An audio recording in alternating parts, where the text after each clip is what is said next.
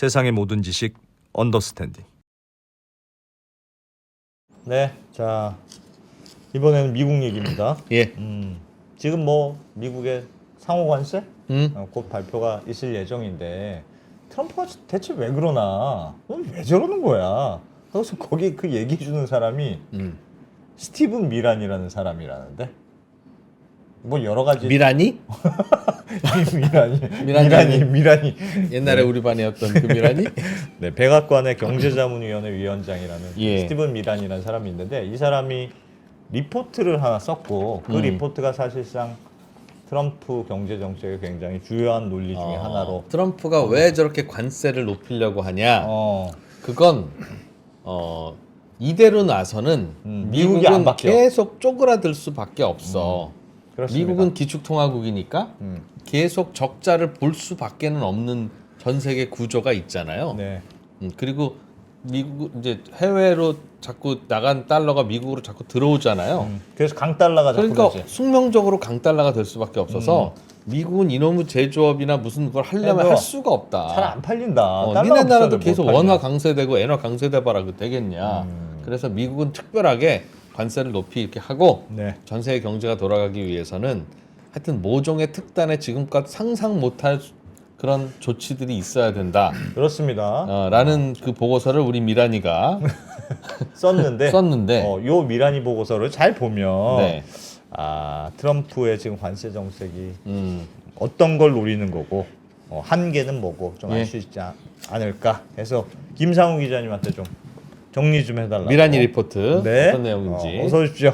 네, 안녕하세요. 김상훈입니다. 네. 사실 몇 주 전에 한번 소개해드렸는데 기억이 안 나시는지. 짧게 해서 그때는 짧게. 그렇죠.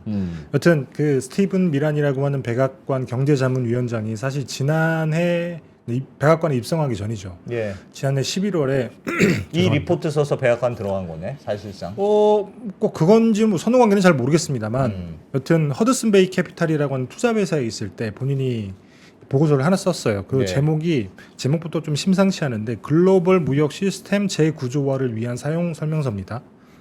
이게 단순히 관세 인상이 목적이 아니라 보고서에서 지목을 한 거는 현재 미국에 직면한 모든 경제 문제의 출발점은 이 글로벌 무역 시스템에 있다. 예. 이 글로벌 무역 시스템에서 기본적으로 강달러라고 하는 게 밑에 깔려 있기 때문에 이 문제를 해결해야만 미국은 지금의 어떤 질곡, 말씀하신 것처럼 막대한 무역 적자, 돈을 벌 수 없기 때문에 계속 국채를 찍어서 재정 적자를 늘려야 되는 네. 이 질곡에서 벗어날 수 있다라는 얘기를 하고 있는데요.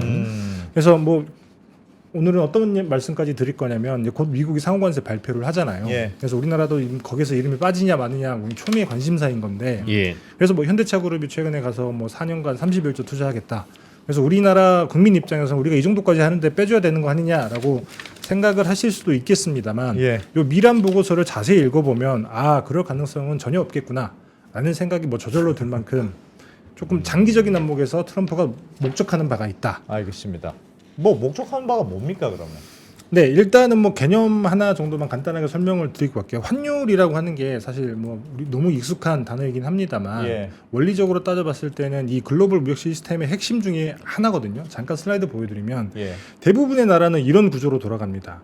뭐 예를 들면 제도 기업들이 해외 많이 팔아서 무역 흑자가 벌어지면 예. 당연히 달러가 통화 가치는 들어와요. 떨어지고 그렇죠. 달러가 들어오기 때문에 환율은 올라가고 이제 그렇게 되면 임금이나 물가가 상승해서 뭐 제품 원가는 올라가고 그다음에 원자재도 뭐 비싸게 사와야겠죠. 예. 근데 이런 경로를 거치면서 그러면 제품 원가가 너무 비싸졌다. 그러면 당연히 또 수출이 줄어들고 수출이 줄어들면 무역 적자를 보고 적자를 보면 달러가 유출이 되니까 다시 환율이 변동하면서 제품의 원가가 낮아지고 그러면 수출이 잘 되는. 우리나라 IMF 때가 그렇잖아요. IMF 때 환율이 워낙 올라가니까 나라 망한다고 했지만 또 그러니까 수출이 또 잘 되네. 맞습니다. 그래서 그래서 이 다시 돈 들어오고. 환율이라고 하는 게 사실 그 어떤 균형자 역할을 하는 건데 예. 근데 유일하게 미국에서만은 이 원리가 작동을 하지 않는 게 그래서 우리가 트리핀 딜레마라고 하는 말이 있거든요. 네. 기축 통화국인 경우에는 잠깐 슬라이드 다시 한번 보여드리면 트리핀이란 사람이 맞습니다. 예. 로버트 트리핀이라고 하는 벨기에 경제학자가 한 얘기인 건데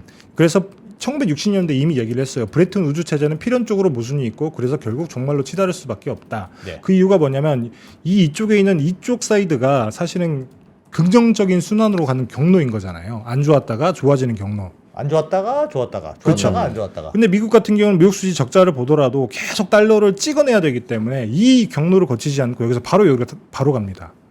그래서 계속 수출이 안 좋아질 수밖에 없는. 계속 적자고 계속 강달러고 그렇죠. 또 달러를 주고 또 적자고. 그렇죠. 어. 그래서 이런 구조적인 문제가 생기기 때문에 강달러는 계속되는데 그래서 뭐 예를 들면 이런 일이 생기는 거죠. 보시면 이 밑에 있는 게 미국의 무역 적자예요. 이렇게 무역 적자가 계속 커질 수밖에 없고 반면에 뭐 중국 같은 나라는 무역 흑자를 어마어마하게 기록을 하는 거고. 근데 전 저게 좀 이상해요. 왜냐하면 미국은 사실상 수출품을 달러라고 생각해야 되는 거 아니에요? 달러? 달러 종이 찍는데 뭐 근데 달러를 수출했다고 해서 얼마나 듭니까? 미국으로 들어오는 예를 들면 부가가치가 생기는 건 아니잖아요. 뭐, 물론 이런 이점은 누리고 있긴 합니다. 예를 들면 미국이 이런 어떤 물론 그 다 뭐랄까 그렇지만. 손해를 감수하고서라도 예. 달러를 기축통화로 지키려는 가장 큰 이유 중에 하나가 예. 미국은 세계를 경영하기 때문에 마음에 안 드는 국가들이 나오면 이제 버릇을 고쳐놔야 되잖아요. 예.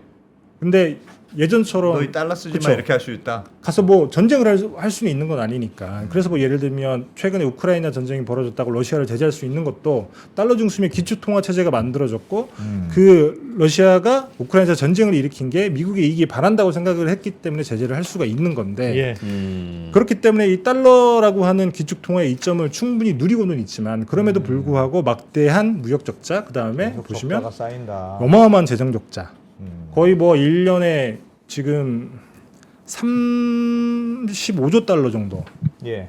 이제 미국이 국가 채무가 있는데 그래서 이게 국채 내는 데만 이자가 연 1조 달러니까 우리나라 한 1,500조 원 정도를 그 이자 내는 데만 내야 될 정도 재정 적자가 어마어마한 거예요. 저거는 그 기축통화 구조인 거하고는 관계 없는 미국 어쨌든 정부가 돈을 그냥 많이 낸 써서. 거죠. 그러니까 기축 통화 때문이라고 미국은 주장을 하죠. 왜냐하면 정부 부채 늘어난 것도 그렇죠. 왜냐하면 돈을 못 버니까.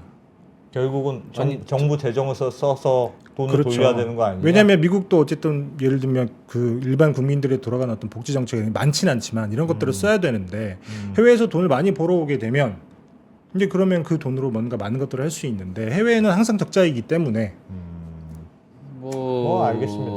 네. 아니. 미국 국채로 투자하러 들어오잖아요. 미국 주식 사러 들어오고. 그렇죠. 그러니 미국은 안 대표가 얘기했듯이 우리는 자동차 수출하고 미국은 지네 나라 국채를 수출하고 국채를 수출하고. 뭐 그러면서 서로 다 똔똔대는 거 아니냐. 근데 국채는 이자를 줘야 되는 거잖아요. 미국이. 이자를 주긴 줘야죠. 음.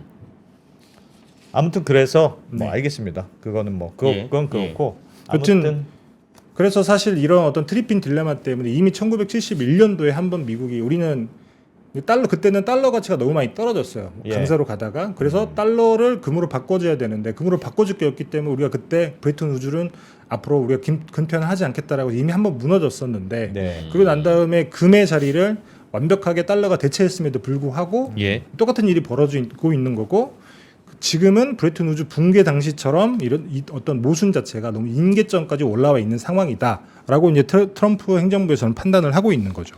그래서 그 미란 보고서는 야 우리가 사실은 기축통화국을 누리면서 네, 행복하게 살았는데 네. 생각해 보니까 수출이 너무 안 돼.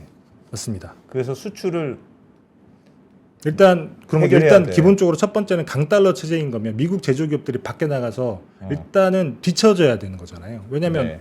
비싸게 팔아야 되기 때문에 가격 경쟁력에서 일단 떨어지는 겁니다. 음. 그다음에 이 강달러라고 하는 게 첫 번째가 있고 그다음에 이 기축통화 체제를 만들기 위해서는 미국이 필연적으로 필요했던 게 자유무역 체제예요. 네. 왜냐하면 많은 사람들이 달러로 자유롭게 무역을 해야만 달러가 기축통화로서의 어떤 힘을 발휘하기 때문에 그래서 미국이 선제적으로 잠깐 여기 보시는 것처럼 이게 전 세계 국가들의 관세율이거든요. MFN 관세라고 해서 최애국 대우 관세율인 건데 미국이 3.3%로 가장 낮습니다.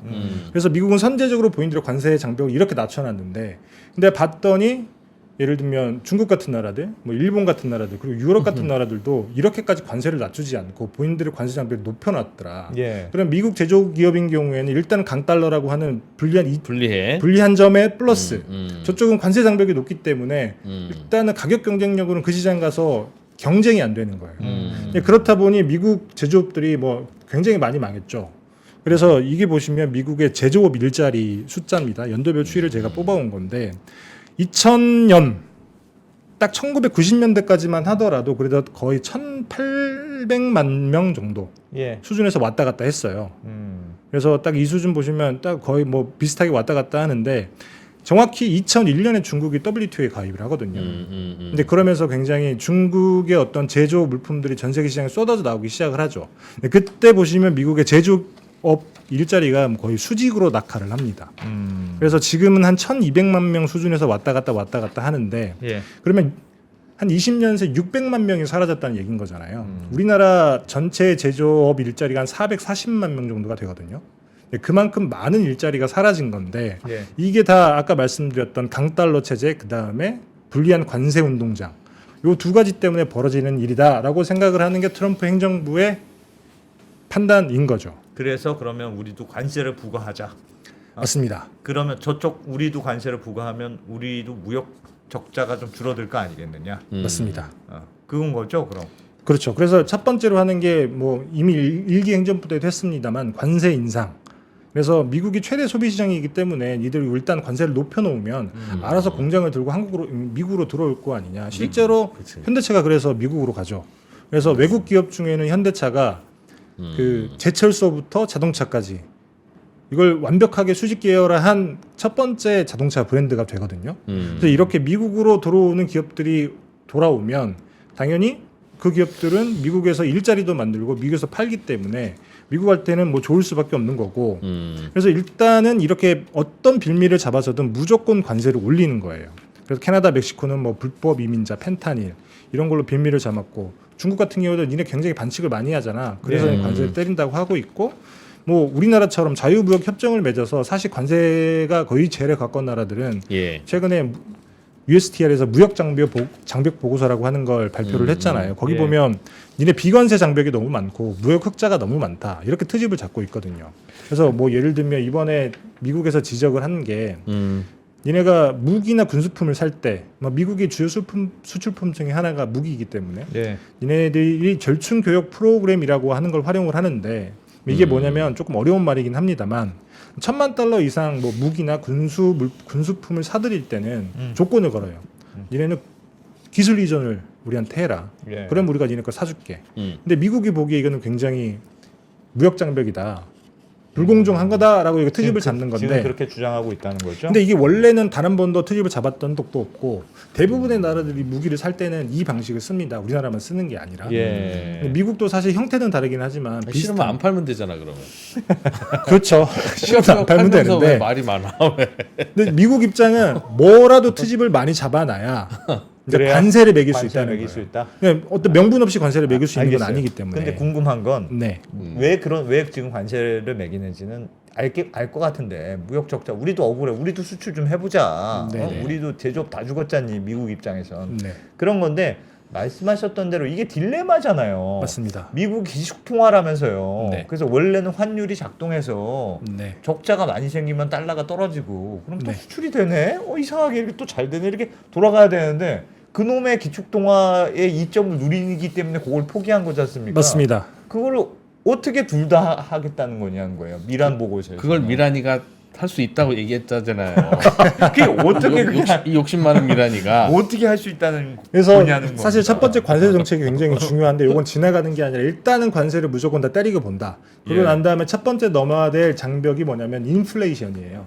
그래서 네. 인플레이션만 일으키지 않고 이 관세를 다 올려놨다라고 하면 그 다음에 이어지는 정책이 이제 약달러 이제 구조적인 강달러인데 이걸 약달러로 내리는 거죠. 근데 그거는 사실 말씀처럼 딜레마이기 때문에 미국 혼자서 할 수 있는 게 아닙니다. 예. 그래서 요거를 다자간 통화 협정이라고 하는 걸 맺어야 된다라고 이제 미란이 보고서에서는 얘기를 해요. 그게 뭐예요? 이게 말어라고 합의라고 보고서에는 나와 있기는 한데 이게 말이 협정이지 사실상 뭐 협박, 강제? 강제? 사실 플라자 합의도 어떻게 보면 말이 합의지. 네. 미국이 독일이랑 일본의 팔을 꺾은 거잖아요. 네. 근데 이것도 비슷합니다. 내용을 보면 조금 오싹한데 그때도 잠깐 말씀을 드리긴 했습니다만 일단 미국이 첫 번째 당면한 과제가 재정적자 문제이기 때문에 예. 이 재정적자 문제를 해결하기 위해서 무역 적자? 그렇죠. 어. 재정적자. 재정 적자? 무역 적자는 관세 때문에 어느 정도 해결이 되죠. 해결된 다음에 그렇죠. 예. 이제 관세를 올리게 되면 당연히 관세 수입이 늘어나기 때문에 무역 적자 문제는 어느 정도 해결이 되고 관세 재정 적자도 어느 정도 해결이 되는 예. 그런 뭐랄까 스테이지에 올라오는데 예. 그럼에도 불구하고 구조적으로 바꿔야 되기 때문에 그러기 위해서는 이제 재정 적자 문제를 완벽하게 해결하겠다라고 해서 100년짜리 센츄리 본드라고 하는 걸 찍겠다고 얘기를 합니다. 근데 이게 무이자예요. 센츄리 본드. 100년 채권. 100년 채권인데 무이자입니다. 네. 그래서 미국이 이자는 안 줘 또? 말도 안 돼. 예. 근데 이자 안 주면 이자를 왜? 누가 사겠습니까? 누가 사요? 아무도 안 100년 사죠. 동안 돈을 맡겨놓는데 그래서 이자가 없어? 단순히 찍겠다라고 하는 게 아니라 일단은 찍고 그 다음에 강제로 앵겨야지. 그쵸, 미국이 안보 우산을 제공하는 우리나라 같은 나라 있잖아요. 예. 상호 방위 조약을 맺은 어. 유럽도 마찬가지일 테고 일본도 마찬가지일 테고 어떻게 보면 미국의 동맹국들이잖아요. 예. 이 동맹국들에게 니네들이 가지고 있는 30년 이하짜리 모든 채권은 다 100년짜리로 팔아. 바꿔. 어. 이거 안 바꾸면 어. 우리가 그 가지고 있는 그 내린다. 30년 이하짜리 그 미국 국채 같은 경우 이자가 있잖아요. 예. 그 이자에서 어. 안보 제공 대가 그다음에 다 깐다. 그렇죠. 달러를 쓰는 기축통화 준비 자산을 제공한 대가 예. 사용료를 제하고 우리가 이자를 줄 거야. 그 말은 이제 이자 안 준다는 얘기랑 똑같은 거죠. 말강도네. 네. 이렇게 해서 일단은 국채를 다 이렇게 밀어서 재정적자 문제를 아예 예. 다 해결한 다음에 또 그리고 우리가 또 하나가 10년물 미국 국채를 갖고 있는 이유는 외환 보유액을 운용하기 위해서 그렇잖아요. 네. 그렇습니다. 유사시에 달러가 필요할 때 네. 미국이 안 주니까. 달러나 그렇죠. 국채나 그렇게 갖고 있는 건데. 근데 그럼 우리가 100년짜리 그냥 무이자 국채로 그냥 갖고 있으면 네. 그 달러에 유사시에 네. 우리가 달러 필요할 때 미국이 달러 수합 해주겠다는 거죠. 일단 두 가지를 얘기하는데 첫 번째는 담보 대출을 해주겠다고 합니다. 100년짜리 채권 담보로 미국 재무부가 대출을 해주겠다. 아. 그리고 두 번째가 뭐냐면 동맹국이 쌓아놓은 준비 자산 달러를 다 팔게 하기 위해서 그렇게 하기 위해서 우리가 통화 수합을 맺어주겠다. 그러면 사실 통화 수합을 맺어놓으면 우리가 준비 자산을 가지고 있지 않아도 외환 보유액 운용하지 마 너희들. 그렇죠. 외환 보유고에 가지고 있는 달러 다 팔아라. 실제로 야. 전 세계 뭐 중앙은행이 가지고 있는 외환 보유액이 12조 7,500억 달러 정도가 돼요. 네, 엄청 많은 거잖아요. 예. 이 중에 57%가 달러입니다. 당연히. 그렇죠. 예. 그렇겠죠? 당연히 예. 그럴 수밖에 네. 없죠. 네. 사실 이것도 어떻게 보면 미국이 이런 구도를 만든 측면도 있는 게 예전에는 사실 미국이 어떤 그 미국 달러가 중요하긴 하지만 이렇게까지 많이 쌓았던 건 아닌데 이게 1990년대 아시아 외환 위기를 본 거예요. 예. 그때 봤더니 아 달러가 부족하면 나라가 망하는구나. 그렇지. 특히 우리나라. 예. 근데 우리나라 같은 경우에 어떤 일이 있었냐면 저도 최근에 안 사실이긴 한데 그때 당시에 우리나라가 외화 부채가 너무 많았고 예. 근데 이걸 갚을 달러가 없어서 망한 거잖아요. 예. 그래서 금모으기 한 거 최근에 알았어요? 아니요 금모으기 말고 금모으기 한 거는 알았는데 그때 우리나라 재무부가 속닥수가스에도 나왔어 그거 그 모으기. 예. 우리나라 재무부가 당연히 달러를 구하러 백번으로 뛰어다녔을 거 아니겠습니까? 예. 가장 먼저 뛰어간 데가 당연히 미국이었겠죠. 어. 근데 당시 그때 미국에서 도와주지 않겠다라고 얘기를 합니다. 음. 그것까지는 오케이예요. 예. 그때 당시에 뭐 우리나라가 미국 말을 잘 안 들었다라고는 하더라고요. 어쨌든 아. 그것까지는 오케이인데 그래서 아. 그때 당시에 또 일본을 찾아갔어요. 예. 일본을 찾아가 좀 도와달라. 달러 좀 빌려달라. 그렇죠. 그럼 일본이 안 된다고 하는 건 뭐 그럴 수 있는데 미국 백악관에서 전화를 했다고 하더라고요. 일본에 일본에? 직접 한국이 요즘 빌려주지 말을 마. 듣지 않으니 빌려주지 말아라. 아, 한 번 그걸 해야 된다. 맞습니다. 손 그래서 봐야 우리나라는 사실 필요한 달러를 IMF에 구제금융을 받았고 그래서 그때 쌓아놓은 대외 자산을 어떻게 보면 다 알겠습니다. 어떤 미국 금융가들에게 많이 아니 그러면 뺏긴. 지금 설명해 주신 논리 그 미란 보고서의 논리라는 게 네. 그러니까 관세를 부과하면 어쨌든 무역 적자가 줄어들고 뭐 아주 잘하면 무역 흑자도 될 수도 있겠죠. 어떻게 될지 모르겠지만 어떤 예를 들면 미국이 무역 흑자가 됐다고 봐요. 네. 그러면 달러는 더 높아질 거 아니에요. 이론적으로 강달러로 경제학적으로는 가죠. 강달러가 더 될 거 아니에요. 맞습니다. 근데 미란이 보고서는 강달러가 싫다면서요. 맞습니다. 그래서 흑자는 내고 싶은데 강달러는 싫어. 그래서 100년짜리 채권을 팔아서 갖고 있는 달러 다 팔아. 네. 그래서 약세를 만든다. 네. 그런 논리입니까? 두 가지를 다 한다. 맞습니다. 하나는 흑자로 만들고 하나는 달러 약세로 만든다. 아니 흑자 미국은 그 논리? 제가 이해하기로는 어. 미국은 흑자 적자가 중요한 나라는 그건 아니야. 아니에요. 어. 우리나라는 적자가 나면 식량 에너지 수입을 못 하니까 어떻게든 흑자를 봐야 되잖아요. 안 그러면 외채로 바꿔야 어. 되고.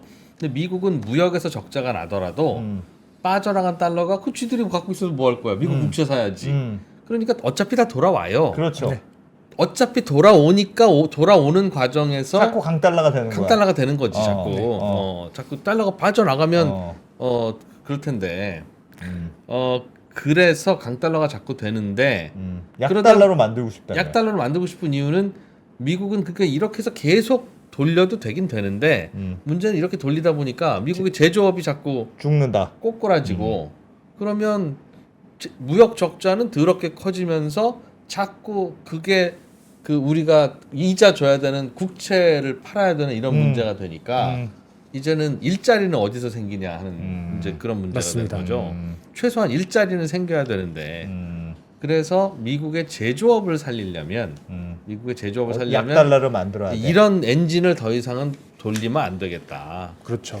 그럼 그 포인트라면 관세보다도 요 채권을 바꾸는 게 더 중요한 포인트겠네요. 근데 채권을 약세로만 달러를 약세로 바꿀 수 있어야 되는데 그렇게 하라고 하면 그렇게 어떤 나라가 선뜻 아 그래 우리랑 친하니까 우리가 들어줄게 하겠습니까? 그래서 미국 얘기하면 엄청 무서워요. 뭐 관- 알래스카도 들어가야 되고 뭐 관세가 해야 관세가 돼. 어떤 역할을 하냐면 일단 때려놓는 거예요. 예. 그런 다음에 이 말을 하고 합의 때 야 니네가 우리 합의해주면 이 관세 너만 적용 예외해줄게. 아. 이런 지렛대로 활용한다라고 하는 게 이 미란 보고서에 나와 있습니다.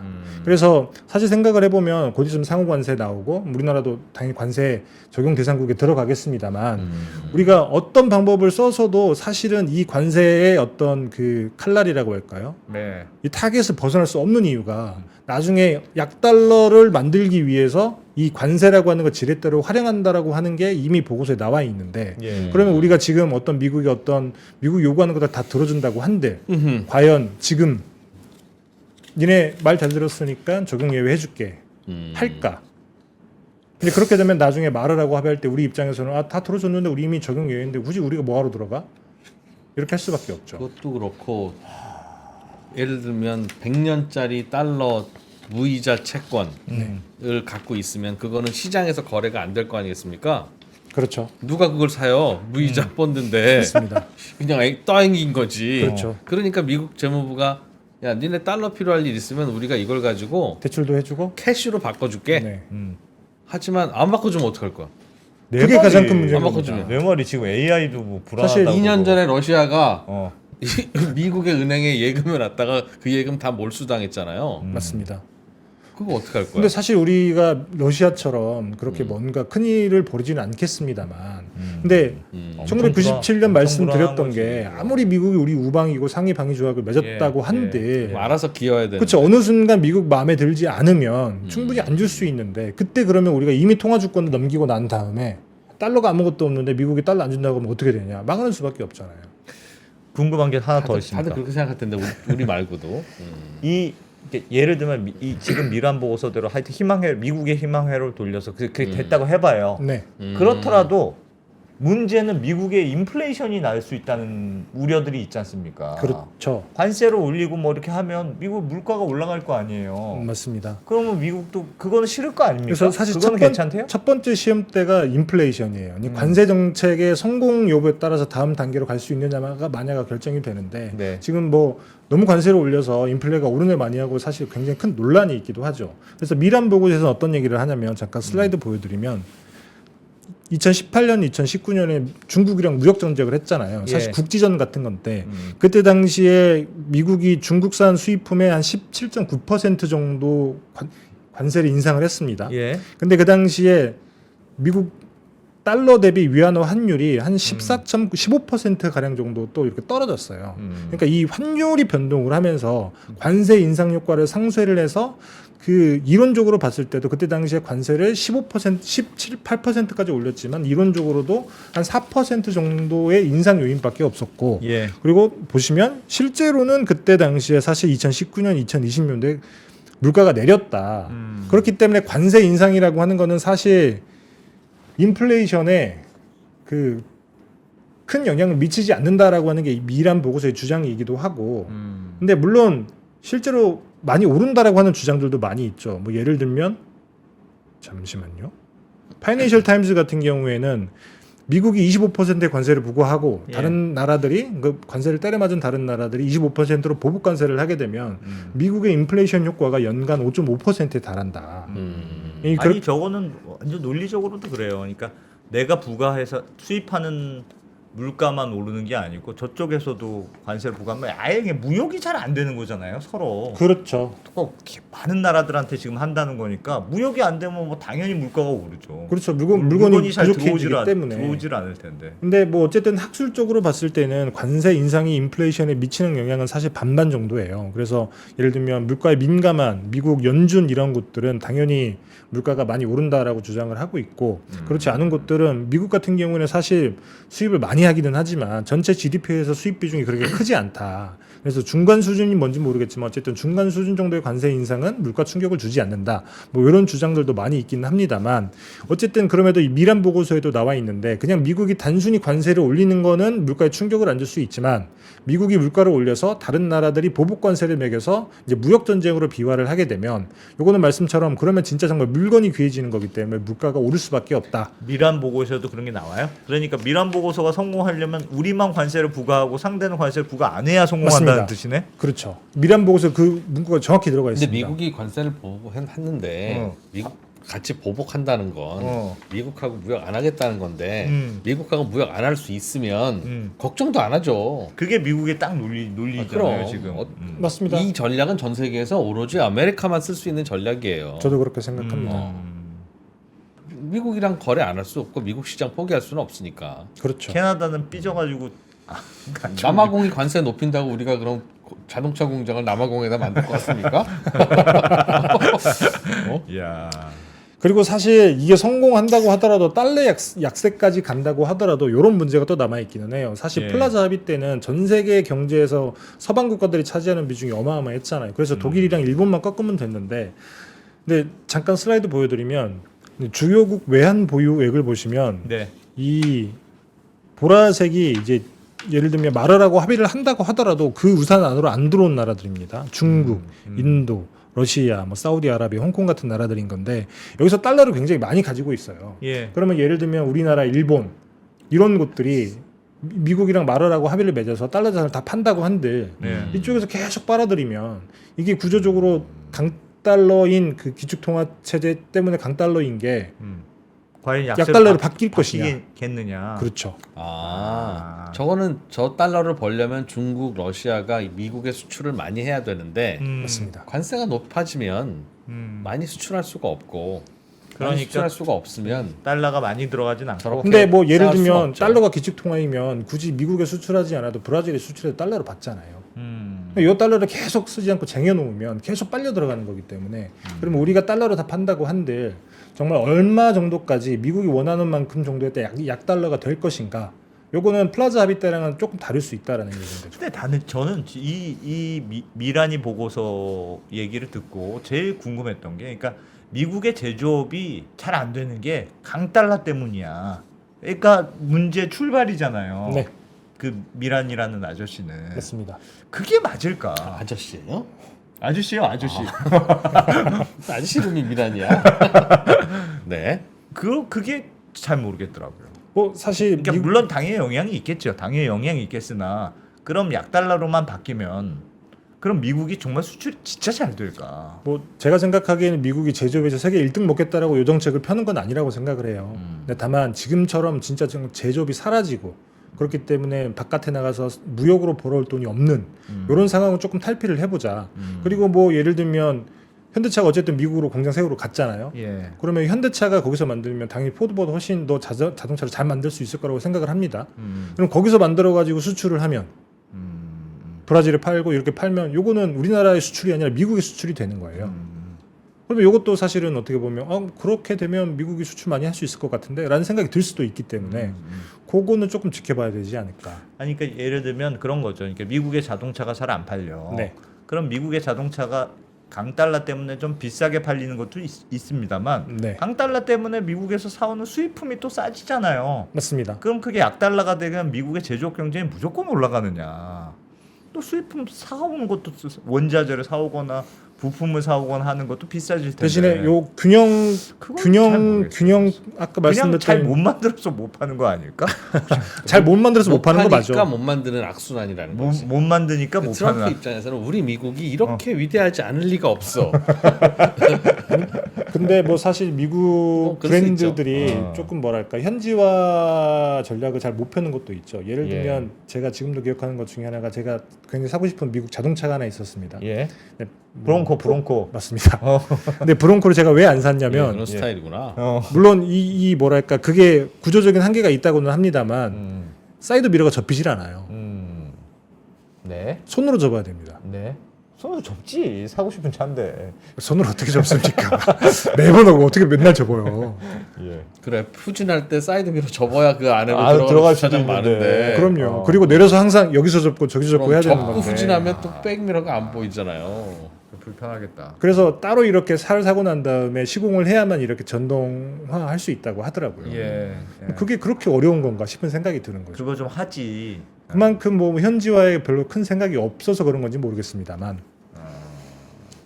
수출이 워낙 많이 안 돼서 그럴 거예요. 그거 미국에서는 접을 일이 없거든요. 그렇죠. 미국에서 접을 일이 없는 거죠. 그래서 그대로 갖다 파는 거죠. 근본적으로는 뭐가 문제인지 모르지만 미국이 무역에서 불리한 건 사실이에요. 그래서 강달러이기 때문에. 그래서 미국 달러가 미국이 수출을 못하면 당연히 약세가 돼야 되는데 약세가 안 되니까. 전 세계 모든 외환 시장에서 다 이제 남는 달러로 미국 주식, 미국 국채를 사려고 외환 시장에서 자꾸 달러를 사니까 달러가 강세가 되는 이상한 현상이 벌어지고 있으니 네. 그건 미국이 불편한 게 맞고 그래서 기축통화국이라고 하는 게 이게 유지될 수 없다 영원히는 항상 이렇게 골치 아픈 문제에 직면하게 되는 거라서 그게- 그러다가 나라 망하고 또 다른 기축통화국 생기고 그런다는 논리잖아요. 예. 근데 그게 딜레마라는 건데. 트럼프는 그걸 바꿔보겠다는 거예요. 바꿔보겠다고 하면 이제 미국은 달러를 밖으로 내보내지 않겠다는 건데 그런 거죠. 그러니까 미국은 적자 안 보겠다는 말은 맞습니다. 적자 안 보겠다는 말은 미국을 상대로 감히 누가 흑자를 봐라는 얘기고 미국을 상대로 흑자를 봐야 그 달러를 벌어서 외환 보유액으로 쓰기도 하고 뭐 그러는 캐시 그러니까 전체 지구촌으로 보면 달러가 통화량이잖아요. 맞습니다.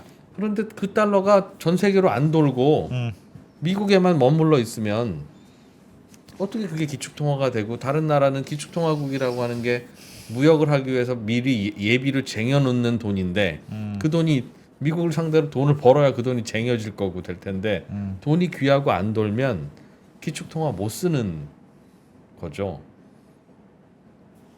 맞아요. 그래서 기축통화를 쓰라고 에이 했다 하면서 적자를 보면서라도 네. 전 세계에 달러를 돌리고 하는 건데. 미국은 그래서 돌리는 미국은 건데 벌어가지 말라는 아니고 과도하게 준비자산으로 쌓아놓지 말라는 거거든요. 그러니까 필요한 건 벌면 가져가서 미란이 보고서죠. 할 수 있는데 아. 니네가 준비자산으로 너무 과하게 쌓아놓는다. 굳이 외환시장에서 자꾸 달러를 사서 쟁이니까 그렇죠. 달러가 강세가 되니 너무 강세가 된다니까. 그렇죠. 쟁이지는 마라. 그렇죠. 그 촉발점이 그래서 말씀드렸던 아시아 금융 위기인 건데. 그래서 시장 97년에 돈 빌려달라고 했대 빌려주지 안 빌려주니까 우리가 쟁이는 거 아닙니까? 제 말이 그 말입니다.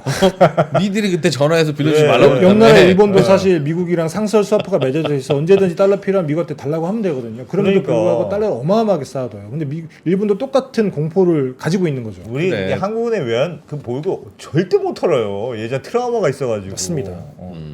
그러니까 꽁꽁 가지고 있는 거지. 근데 꽁꽁. 생각해 보면 어. 어차피 그 미국 국채도 갖고 있어봐야 미국이 야, 니네 동결 자식들아 그러면 똑같아. 어차피 못 쓰는 돈이에요. 러시아 봐요. 그렇죠. 현금이나 그거. 그래도 그러니- 현금은 어떻게 그러니 미국 더블백에 메고 어떻게?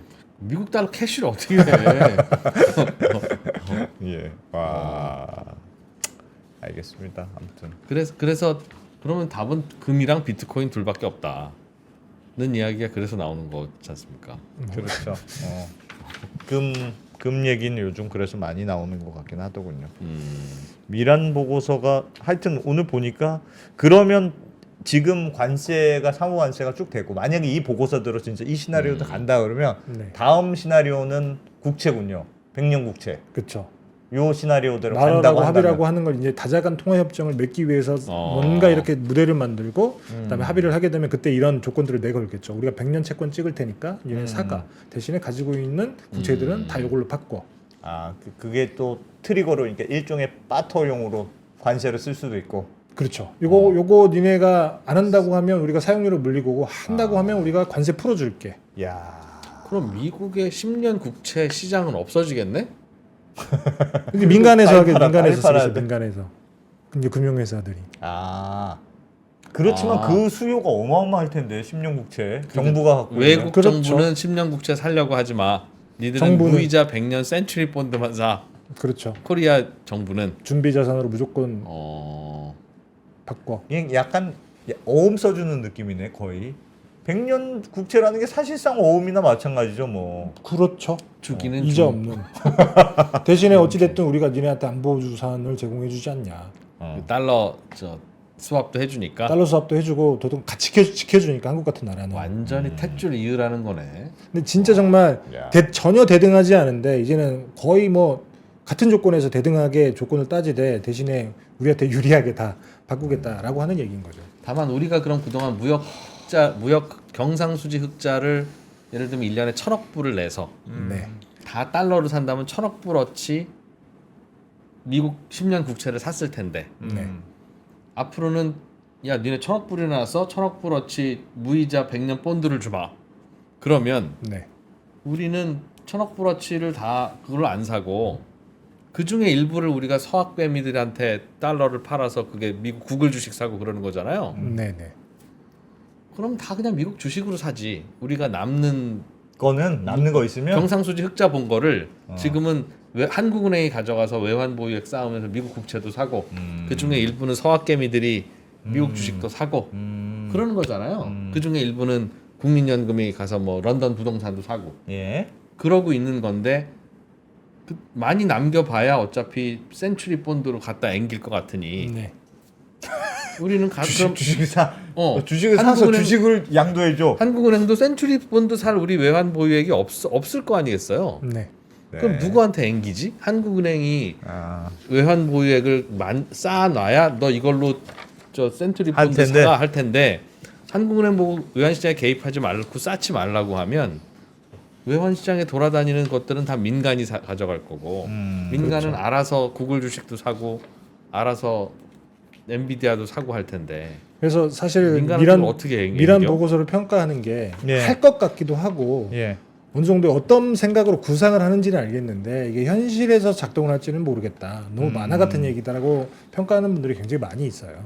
좀 단순화시켜서 너무 해결법을 내놨다는 그러니까 평가는 말씀하신 있거든요. 것처럼 사실 그걸 사는 사람들의 그 어떤 유인 체계는 굉장히 다양하기 때문에 예. 근데 그 사람들 유인 체계를 다 고려하면 과연 이런 굉장히 투박한 방법이 먹힐까? 센트리 본드를 이 미라니 아저씨가 하버드대를 나왔대. 하버드 무슨 경제학과를 나왔다던가 하버드 출신이던데. 좋은 대학 나와봐야 바보들 많아요. 뭐 매일 보지 않습니까, 여러분들? 그뭐 예. 참 하여튼 대단한 논리네. 정말 미국 중심의 대단한 논리.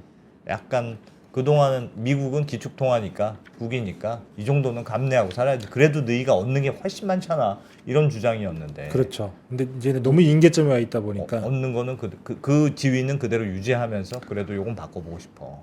근데 다만 이건 이제 트럼프가 이러다가 말면 그만이지만 앞으로 4년 동안은 이걸 계속 트라이를 하면 네. 그럼 자산 시장은 어떻게 변할까? 이걸 시도한다고 가정할 때 네.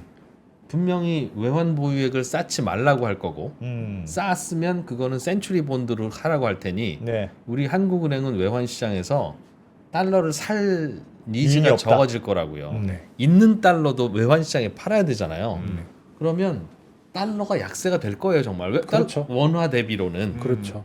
그러니까 한국 외환 시장에서 달러는 뭐 당분간은 약세가 되겠죠. 그 가정을 해야 된다. 그럴 수 있다. 그럴 수 그렇다고 있다. 차라리 확 약세되고 그 다음부터 유지되면 모르겠는데 점점 약세가 된다면 이거는 우리가 미국 투자를 하는 게 맞아? 라는 생각을 해볼 필요가 있다. 그렇긴 만약 하- 이게 작동한다면. 작동한다면. 그것도 맞는데 근데 우리 무역 수지 흑자가 우리도 줄어들 테니 한국도 그러면 또 원화가 또 어떨지 모르니까. 그 달러 서플러스가 없을 수도 있겠네. 네. 그래서 그것도 없으니까 그럼 또 어떻게 될지 다시 모르겠어요. 원화가 강세가 될 수도 있고. 어쨌든 한국은 계속 이렇게 균형점을 찾아 돌아가겠죠. 이리 갔다 예. 저리 갔다 이렇게 돌면서. 어떻게 해야 되나 그러면? 우리는 유로. 눈치를 잘 보고. 유로를 모르겠어요. 아, 어떻게 될지. 이상한 아저씨가 나와가지고. 아, 뭘 사야 되는 거야 이러면. 또 여튼 이런 방법일지 모르겠지만 약달러를 유도하기 위한 정책은 뭐든지 분명할 근데 것이다. 이러나 저러나 금은 여기에서 항상 좋죠. 뭐 그렇긴 금값 하죠. 떨어질 일은 없죠 이 상황에서. 계속 이렇게 뭐 만약에 예를 들면 달러가 약세가 약세가 된다면 금은 올라가겠죠. 예를 들면 달러가 그 준비자산 외환보유에서 빠진다고 하면 그 자리에 뭔가 메워야 되기 때문에 금이 들어갈 수 근데 있겠죠. 이 전략이 그러니까 달러가 얼마나 네. 약세가 될지 모르겠으나 완벽한 기축통화의 그 느낌은 살짝 낮아지긴 할 것 같아. 하여튼 지금보다는 지금보다는 지금처럼의 떨어지겠죠. 정책을 한다면 네. 와 이게 달러 외에는 그래. 없어. 지금 이런 그 믿음은 살짝 금은 갈 거야. 우리가 금을 자꾸 안 쟁여놓고 그 대신 달러를 쟁여놓는 이유가 네. 외환보액을 우리 금을 안 쓰잖아요 별로. 네, 달러를 쟁여놓는 이유가 달러가 있으면 편해. 그래. 굳이 왜 금을 해라고 해서 금의 대체제로 훨씬 더 좋으니까 달러를 쓴 건데 맞습니다. 달러가 저런 식으로 목리를 부리면 네. 달러 금이죠. 말고 다른 걸 찾으러 가야 되잖아요. 그죠? 유로화이든 금 비트코인? 엔이든 유안이든 금이든 뭐 비트코인이든 음. 비트코인? 금이 좀 좀 나을 마음이 수는 아프다, 있겠다. 진짜. 금이 근데 나을 수는 있겠다. 사실 뭐 달러가 약세가 된다고 하더라도 어찌 됐든지 간에 전 세계적으로 달러를 가장 많이 쓰기 때문에 황금성 자체는 좋아서 알겠어요. 뭐 대체할 수 있을 만한 게 100% 대체할 수 있을 만한 게 있을까 싶기는 합니다. 알겠습니다. 생각이 많아지게 하네. 아. 미리 생각을 해놔야 저런 뉴스 나올 때 뭘 자산을 살 텐데. 네, 오늘 미란 보고서, 미란 리포트 좀 자세히 배운 것 같네요. 미란이 아저씨. 예. 꼭 저기서 최상목 장관 미국 국채 산 거 가지고 뭐라 그래? 네, 자 오늘은 여기까지. 여기까지 했죠? 하죠. 예, 네. 김상우 기자님 어려운 건데 잘 네. 배웠습니다. 네, 감사합니다. 고맙습니다. 네.